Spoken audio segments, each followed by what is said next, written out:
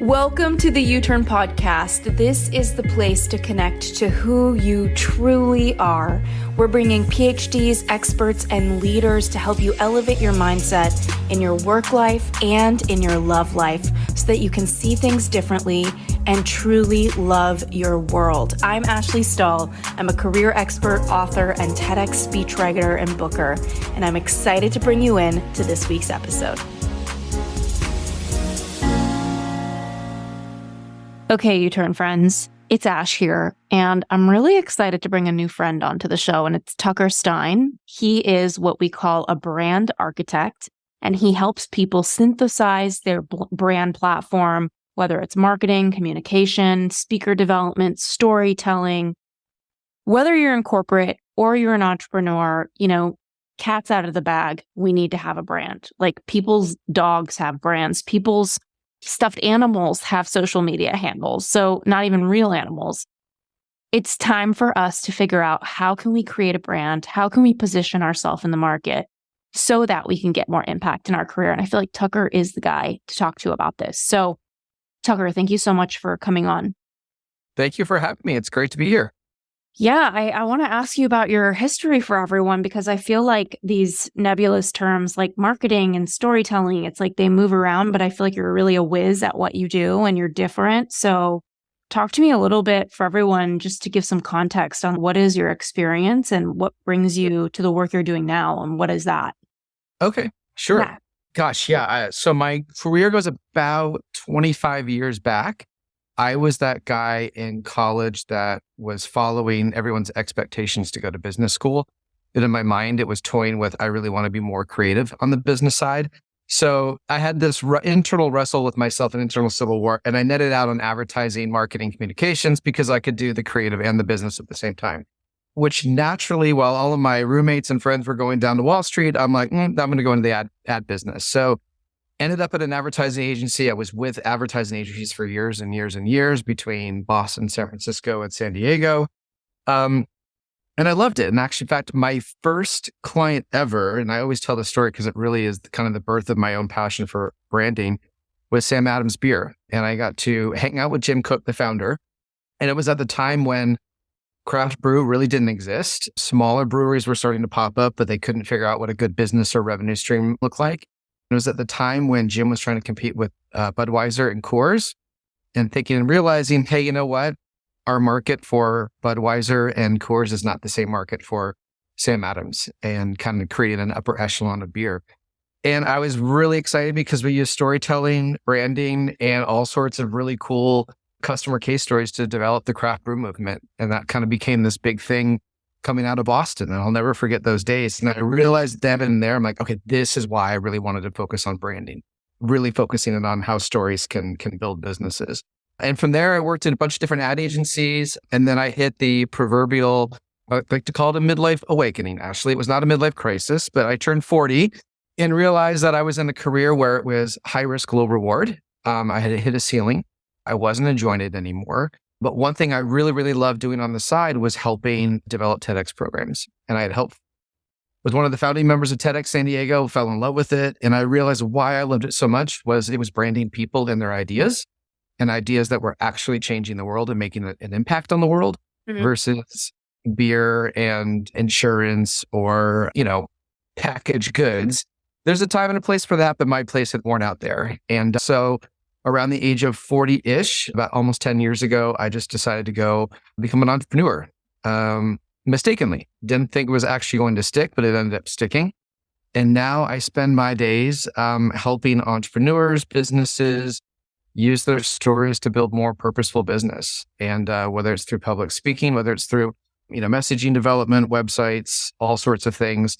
But I just love helping people create experiences with their customers versus selling products. And at the end of the day, that's what I'm doing today. And that's kind of how we ended up connecting through a mutual friend. Yeah, it's so cool to hear you talk about it. And I actually, fun fact, I don't think I told you this, but I started my career in counterterrorism. But when I finished graduate school in London in war studies, I ended up moving back to Los Angeles, and I got my first job just to pay the bills while I was applying to be in the government.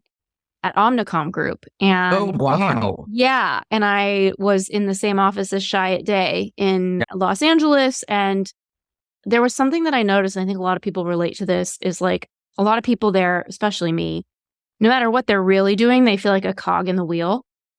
And then there's the ones that are truly creating, that truly have the opportunity to be creative. And I feel like millennial generation, we grew up with the belief like pay your dues and then you'll get that moment. But I'm finding that some people just don't get that moment. They're not in the right building. They're not with the right people. It sounds like you actually got the opportunity to truly be creative, meet the people that were at the forefront of the influence and create a movement. Yeah. You know, anyone who's listening, I feel like if you're not somewhere that cultivates that for you, you get to decide if you're going to stay there or not. But Tucker, I feel like you have a process, and I know that we can't do it in 30 to 40 minutes, but anything we could give people listening to kind of start to think like you do around how to position themselves in the market. Take me, for example. I was talking to you about this last time we caught up. I started as a career coach, even though I never felt like a coach. You know, I was more of a consultant because I feel like consultants advise people and coaches just ask questions, which not to minimize that. Questions are good. I'm more of an advisor sort.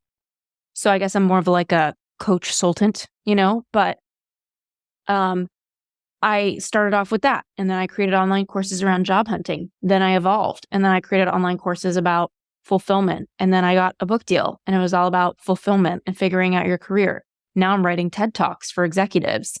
It's who we are moves so much. I feel like most people listening, whether they've made multiple career pivots or they've evolved in their business, they're probably wondering, like, how do I encapsulate who the heck I am? Like, how do I put this in the market? So what is your process to even start reflecting on that? Because, you know, I know that term slash careers that was developed in, I think, the 80s. Like I have where it's I'm this slash that, like podcast host slash author slash I'm slash. So anyway, how does somebody begin to kind of think, how do I talk about myself? How do I tell people what I am? Great question. And I did a keynote a while back, and what I ended up doing, getting a little bit of the punchline away, but I think it's a good representation. I put a slide up and there was person A and person B.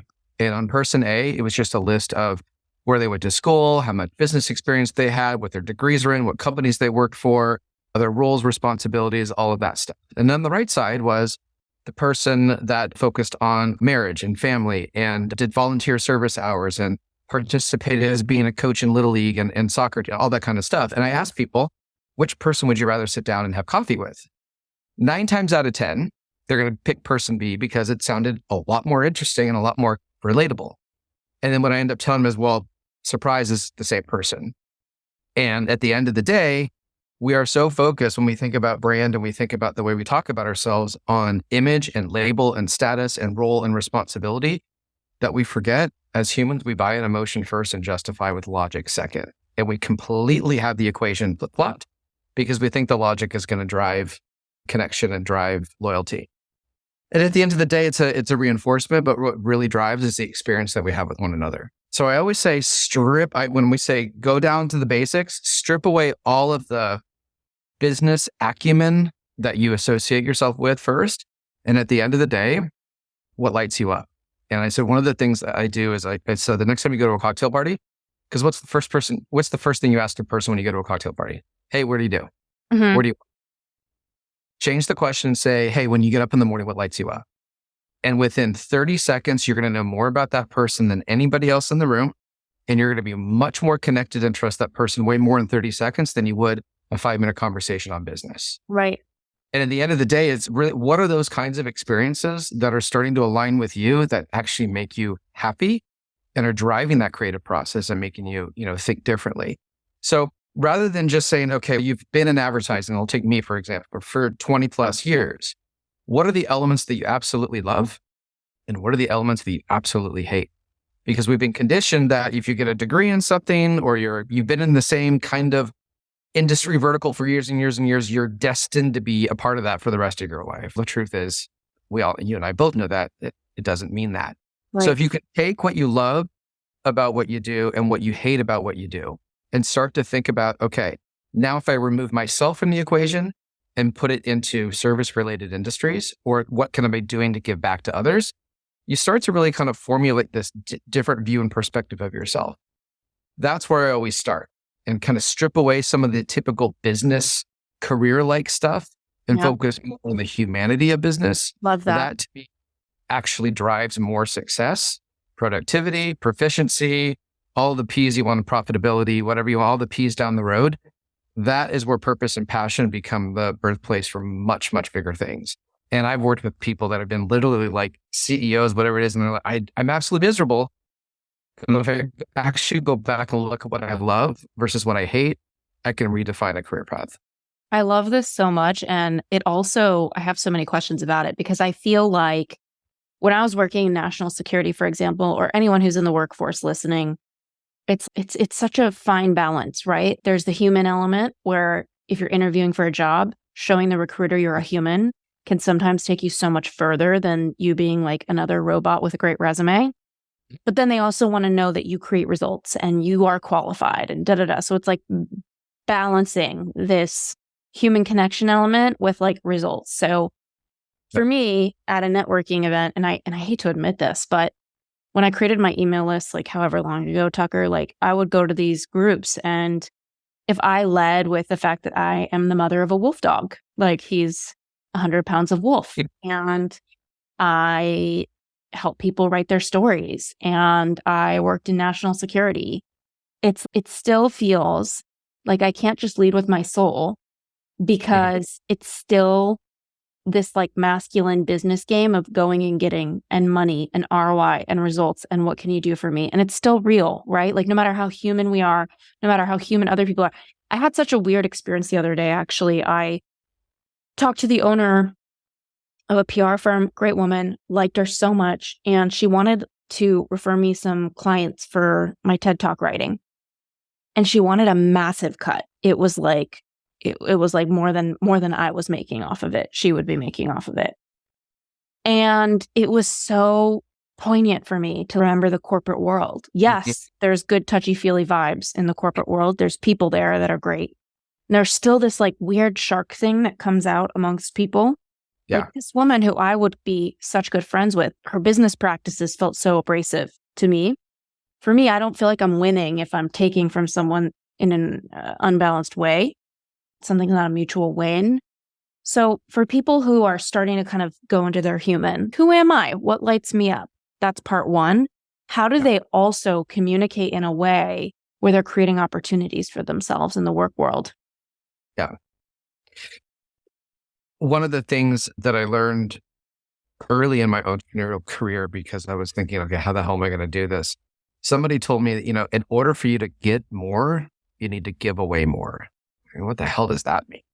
And I started to see that when people were looking at career advancement, or I want to get on a board of directors, or I want to get this promotion, whatever it was, they were so focused on how they fit into the situation versus how they were going to help others grow alongside.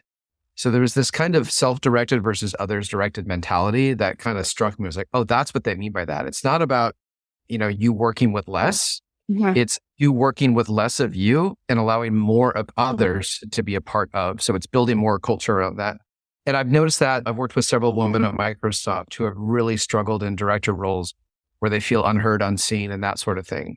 And the moment that they start to shift the focus away from why am I not feeling heard here into how can I help others be heard, all of a sudden she was heard or they were heard way more than before. And it's a subtle shift, but it's such an important shift, but we're not conditioned in the business world. We don't teach it. It's emotional intelligence that happens, again, I'm thinking about, we're raising 2 teenage kids. We don't teach emotional intelligence. It's all done by example, led by example, and we don't teach it in business. So it's those shifts that we start to look at. And that is what, again, when I talk about brand as an experience, that's your brand. It's not that you have a logo on your freaking business card or, whatever it is. It's my experience with you is this. That's your brand. That's how people start to advance their careers. I love that so much. And I feel like a lot of my friends who have podcasts, like they go viral because they're fun. And when you think about them, you can probably pick a few adjectives to describe them that really is the feel of their brand. So let's say somebody's listening right now, they're tuning into their inner human and they're like, here's the things about me that light me up. Here are the things that are me. There's a lot of different things. How do we choose the story we tell? How do we start to narrow it down to be effective with it? And how do we choose how to put it out there? There's so many places we can go. I think the first thing that comes to mind is once you start to really whittle out going back to that analogy of lighting it up. Who's your avatar? Who do you most want to serve on this planet? It's not enough just to be passionate about something or that you're really good at something. You need to be able to make sure that gift identifies or connects with an audience that actually needs you. So part of it, and that's where the business sense comes into it. You can have all of this incredible content and information and drive and desire and passion, but if you're not delivering it to an audience that needs it, there's going to be a disconnect from there on out. So I always say, okay, if you can find out what you're passionate about and what that more purposeful look at business looks like, okay, who are you serving now? Mm-hmm. They need. What are their biggest pain points? And oftentimes we focus so much on solution-based thinking that we forget about the pain. So I always say lead with the pain. Okay, great. You've got some passion. Now that next P is pain. What are the pain points that your audience are feeling? What are the kinds of things that you want to bring to the surface? And oftentimes developing the how and the what comes from connecting the passion and purpose that you have with the pain that your audience is needing to fix. So that's kind of a one thing to look at is kind of that purpose-pain relationship. And once that comes to life, it's the age-old, okay, how do they consume their information? Where are they at? What do they do? What are their lifestyles? Back in the day when I was doing branding for hospitality and master plan development and so forth, one of the things that I used to do is I would go sit in the local Starbucks next to wherever the property was going to be, and I would observe what's happening at Starbucks. Who's going there? What are they ordering? What are they reading? How are they interacting? Because the cross-section of your little metasphere in that area is going to be at Starbucks. And that's where everyone's the third place, right? It's not home, it's not work, it's the third place. Those are the kinds of things that you start to look for. Okay, what is the tribe that I'm actually serving? What do they need? That's where I'm going to be able to communicate with them. That's when you determine whether or not is social the right platform? Is email the right platform? Is public speaking the right platform? Is one-on-one FaceTime and getting out and whatever that looks like? That helps kind of determine whether or not the plan to connect with them makes sense. Does that kind of answer? No, I love this so much because it also kind of ties to something that I've really stood by, which is not, you opened up one piece of it, which is like, what is the pain point? What is the service you're offering? And I love this too, because, the corporates who are listening, it's like you can position yourself as a voice of influence in your space. And everybody's trying to start a business right now, as they should. There's so many reasons to start creating freedom for yourself and to give your future self the gift of security. And I think a lot of that financial security can come from investing in a personal brand, putting your voice out there, because eventually you can amass an audience, whether it's small or large, and you can start to establish.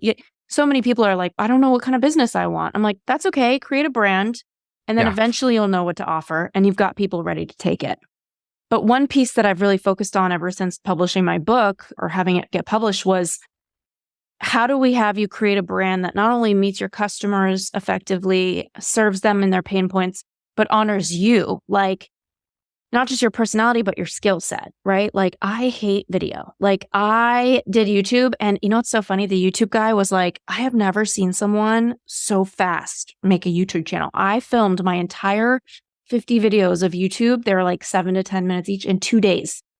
And he was like, I have never seen so much content fly out of someone. This is your gift. I'm like, it's not my gift. It's that I want it to end. I am motivated for this to be over. There's something about a camera. I feel like, I don't know if it's maybe being a woman in a, patriarchal culture where you kind of are like, how do I look? Do I need Botox? I don't know. But I just don't like what video does to me. Maybe it makes me kind of dysmorphic. But I feel like everybody has a different skill set or gift or energy level that they get from different things. What are some of the platforms, or how can we start to help people think about where they could get started? Because I feel like there's workplace people, entrepreneur people, side hustle people. They're listening and they're thinking, okay, cool. I'm a corporate lawyer and I want to give advice on how to do business and the legal side of it. Or maybe I'm a corporate lawyer, but I wish I was a musician. So maybe I can, start a blog called like the musical lawyer. I don't know. Like, how do they start to choose where they create their little brand house on the internet and build from there?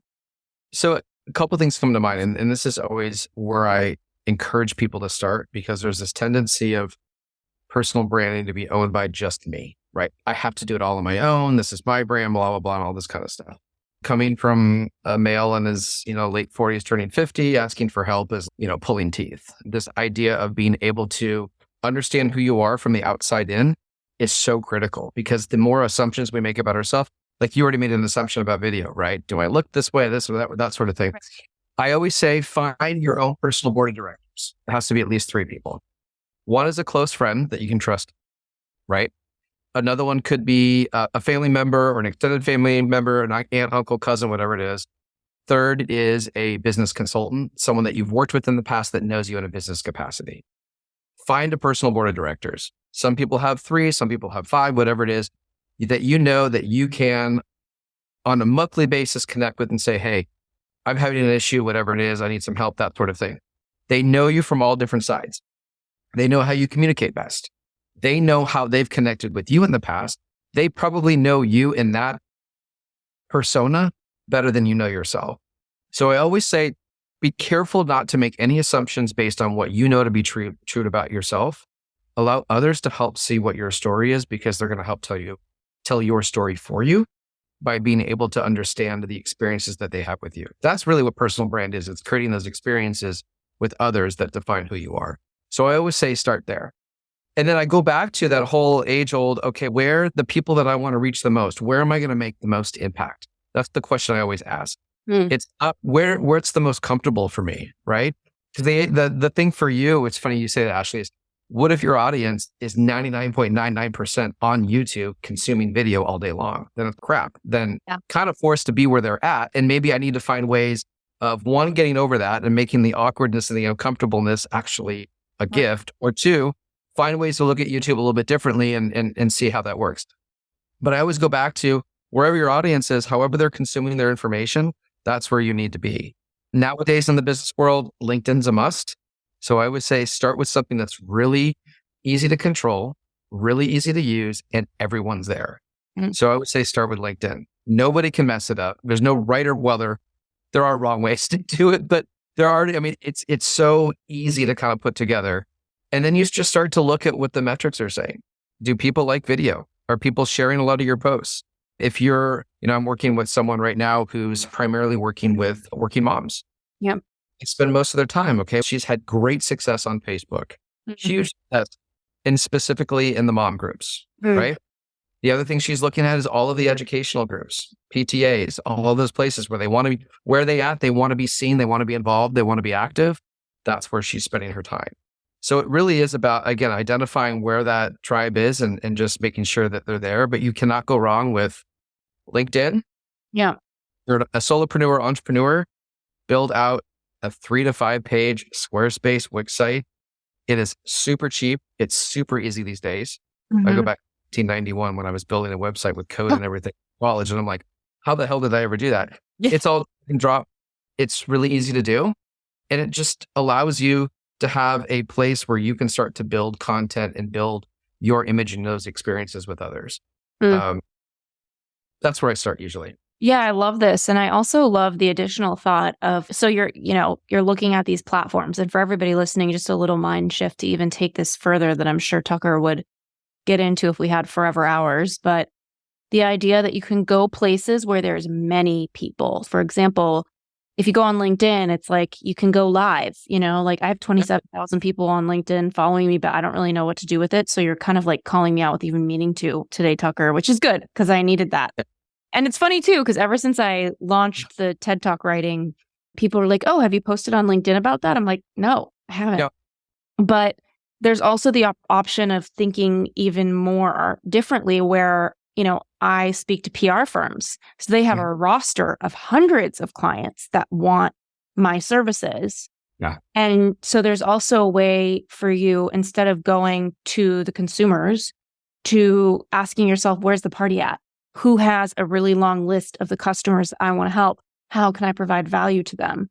Do you have any feedback on how to stand out when you're doing outreach? Because you just feel so competent in this. And I feel like you're not, I don't know. You feel different than like a PR person, not to minimize that. It's more just there's something very strategic about you that is so refreshing. And is there something that you would recommend as people are asking themselves these questions of like, where are my readers at? Where are my customers at? Where should I be showing up?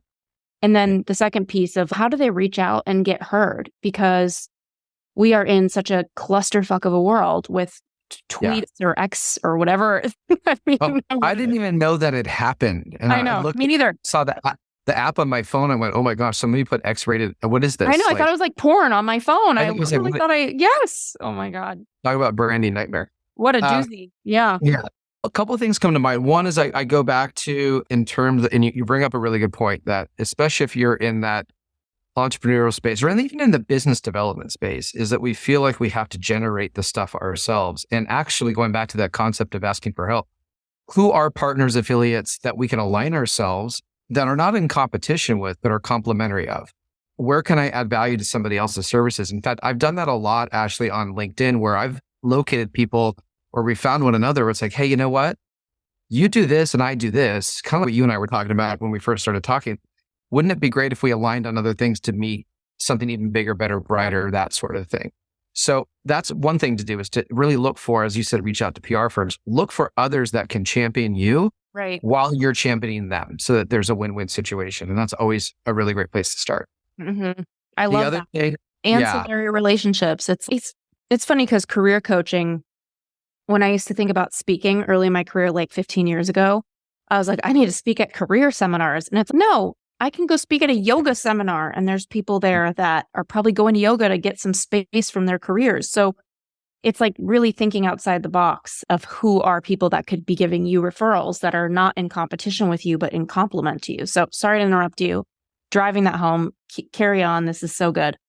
Yeah, no. I think the second thing that I was going to add to that, and you said, how do you reach them? Finding the right people nowadays, especially through LinkedIn, is pretty easy. I mean, you can search geography, company, title, skill set. I mean, it really has, we've been able to kind of, days of sifting through 1,000 resumes is over with, but it really is a phenomenal search engine. The hard part is then, as you said, standing out. So one of the two things that I've learned, one is it's never about you. It's always about them. In fact, I was working with a younger kid, he's mid-20s, and his whole platform is helping 1 million teens go from socially anxious to socially confident. He grew up with social anxiety, he's suffered with it daily. He's now kind of conquering it, but he was focused so much on himself that he wasn't focusing on how he was going to help others in that same situation. So it was flipping his story into our story and reaching out to organizations, national organizations. I love what you're doing. I would love to see how I can help you. Not once to say, I want to speak with your organization. I'm looking for a job, whatever it is. I want to help your mission. And that being of service to others got him into so many more doors, now to a point where he's now an affiliate field reporter in Chicago for social anxiety because it's such a hot topic. They go to him because it was all about making it about them and not him. So there's kind of, again, it's in order to keep it, we give it away concept. Right. That's the first thing. The second thing is dare to be vulnerably courageous. And I say that in the sense that word vulnerability gets tossed around a lot.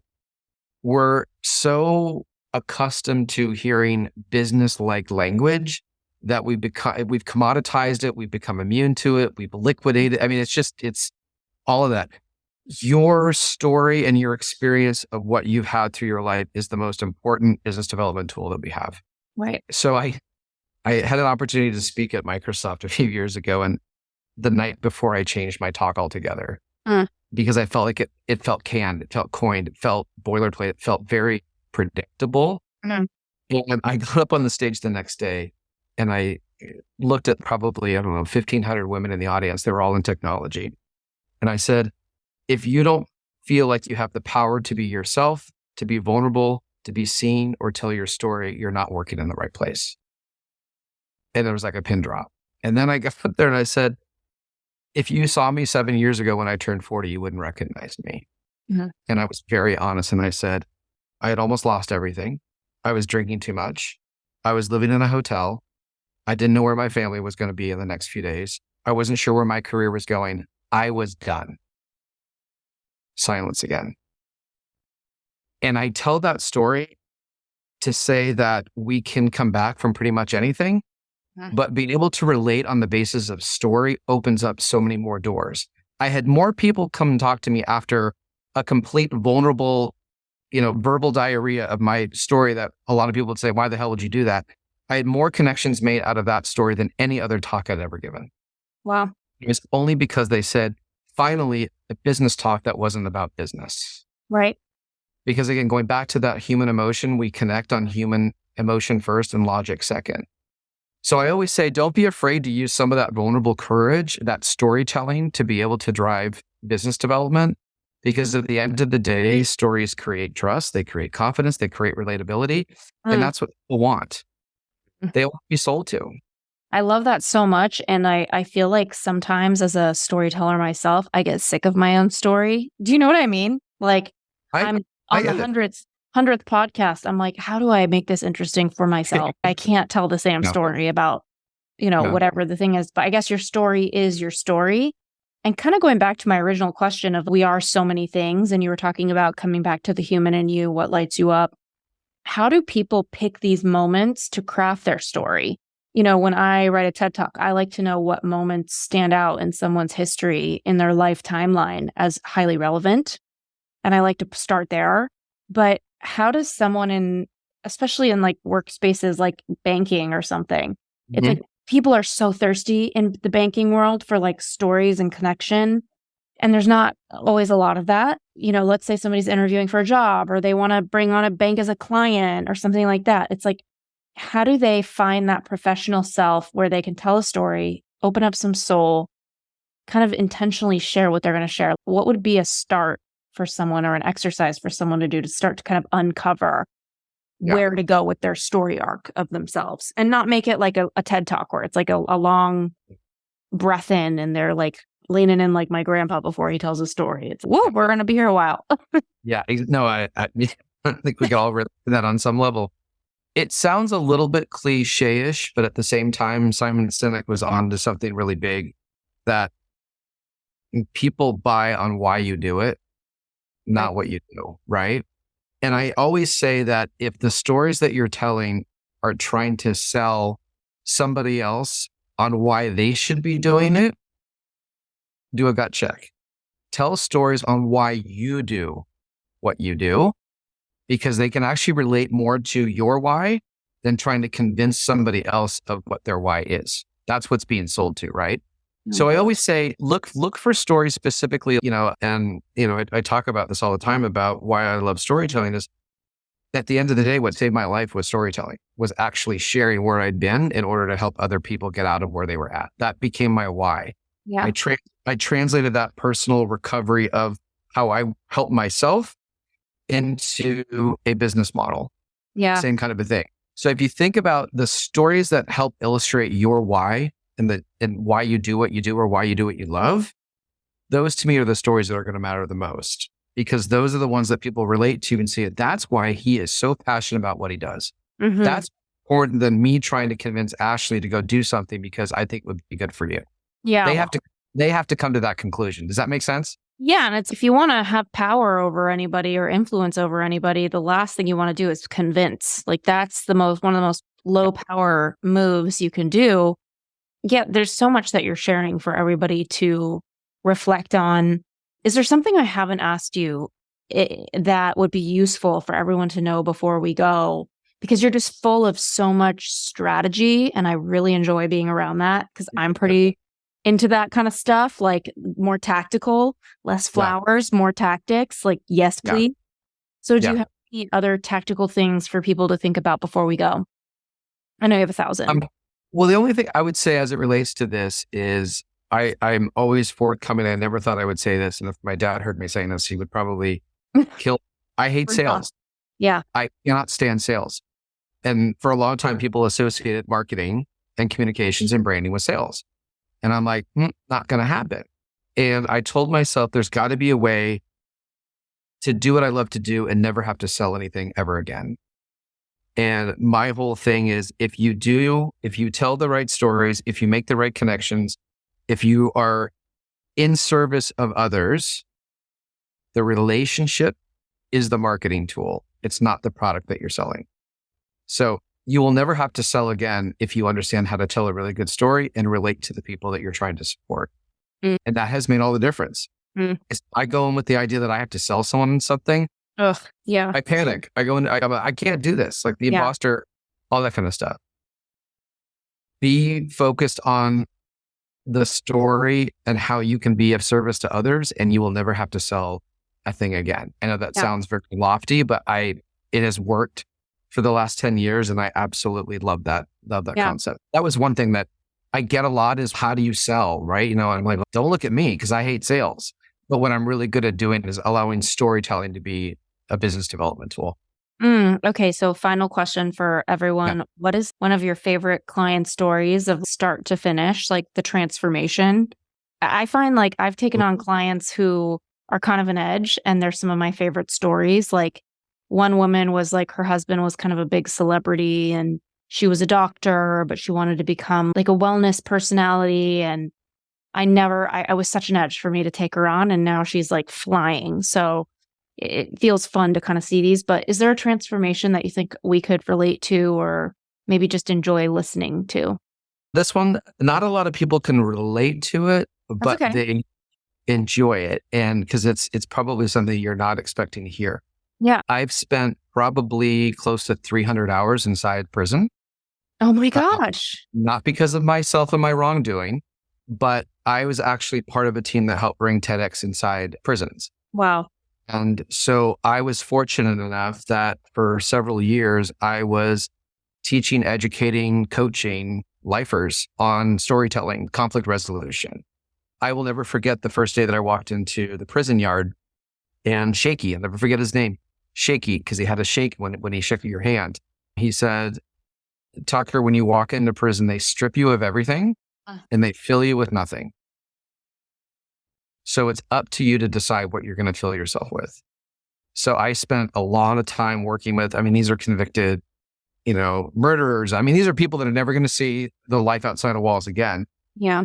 To watch them transform through the power of their own voice, through their own stories, being vulnerable enough to say, I didn't have a father figure, or I got, the gangs were my brotherhood, so I just followed what they did, or I've never had confidence in myself to be able to show up, as anyone else but the villain, right? To watch them transform and to be able to get up there with tears in their eyes, denounce their gang, change their life, try to get years taken off of parole, whatever it is, to be able to see somebody transform from probably the worst they've ever been into the best that they felt in their entire life, knowing that they're still behind bars was incredibly, incredibly rewarding. And the number one thing that they all said, if they had one thing that they would do on the outside, they all said the same thing. Aside of hugging a family member, they would want to work with kids to make sure that they never ended up in the same situation.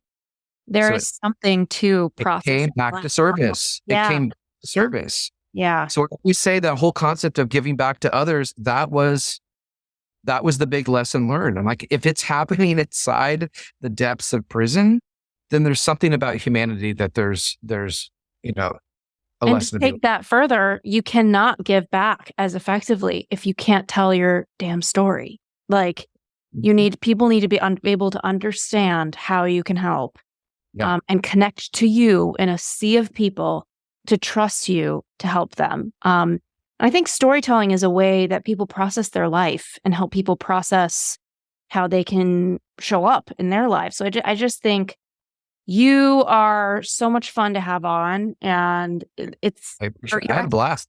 Yeah, your expertise really shows, like I've interviewed a lot of people about brand, and sometimes it's a little, not to like rank, it's more just sometimes it's a little bit like, this is how you do outreach and get some PR and versus like really thinking strategically about how you're going to relay a message. And I'm really excited for people listening. I hope this lights a fire under you to like get started. And just like side note, I keep bringing up, I don't know if it's present because you and I talked about this offline originally, like with my TEDx.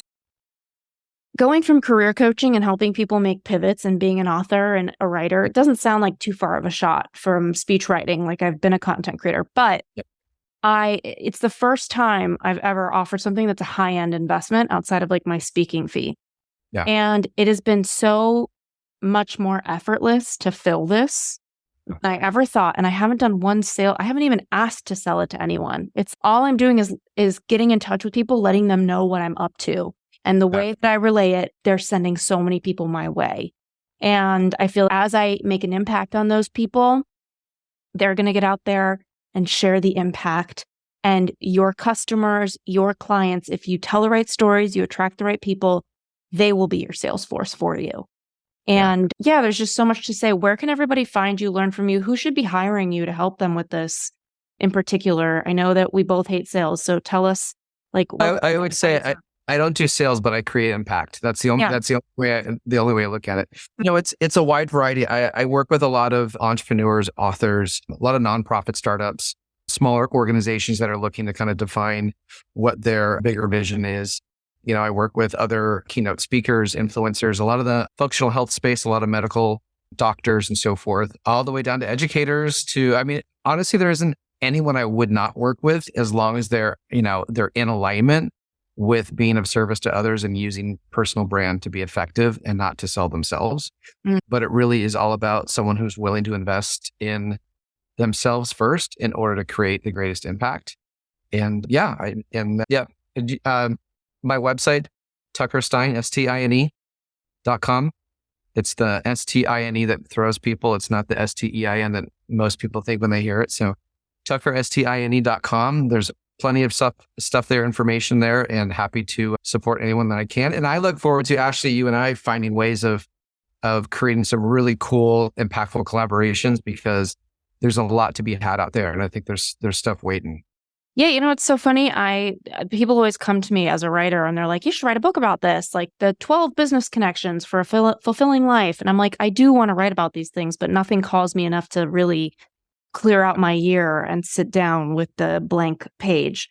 But when I listen to you, I'm like, we should write a book about branding. And then I'm like, there we go. Maybe just this conversation. But thank you so much again for being here, everybody. I hope you head on over to his site. Really cool work, and sending you lots of love. Thank you so much for tuning into the U-Turn podcast. And thank you again so much for our sponsors. We are here because of you. And to our listeners, thank you for checking out our sponsors. We always pick people and brands that we trust and we believe in. And just for listening to the show, writing your reviews on the Apple app, and just being willing to make your own U-turns. We'll see you next week.